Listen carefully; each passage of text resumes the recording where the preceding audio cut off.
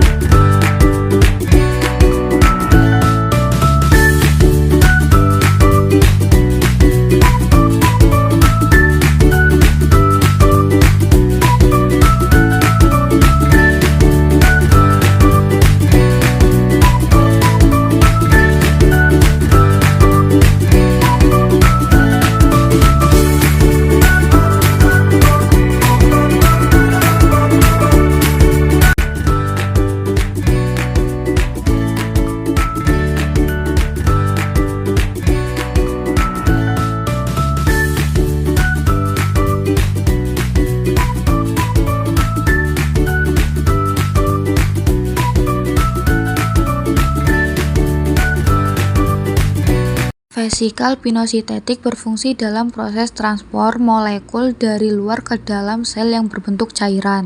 Lisosom adalah organel sel yang berfungsi sebagai pabrik daur ulang dengan mencerna zat sisa dan organel sel yang rusak. Vesikal Golgi berfungsi sebagai transportasi yang mengantar protein dan lemak dari retikulum endoplasma ke badan Golgi.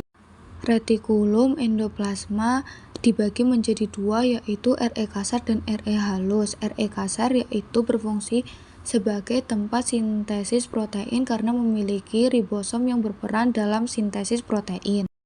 Sedangkan Re halus menghasilkan zat-zat yang dibutuhkan oleh sel seperti lipid, fosfolipid, dan steroid.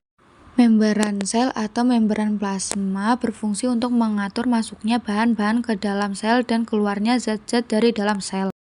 Fungsi dari mitokondria yaitu menyimpan kalsium, memproduksi panas, membantu pertumbuhan dan kematian sel, dan memiliki DNA sendiri.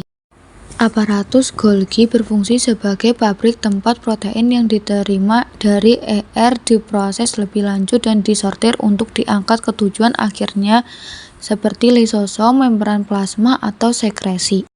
Nukleolus adalah struktur bulat yang ditemukan di dalam nukleus sel yang berfungsi utamanya adalah untuk memproduksi dan merakit ribosom sel.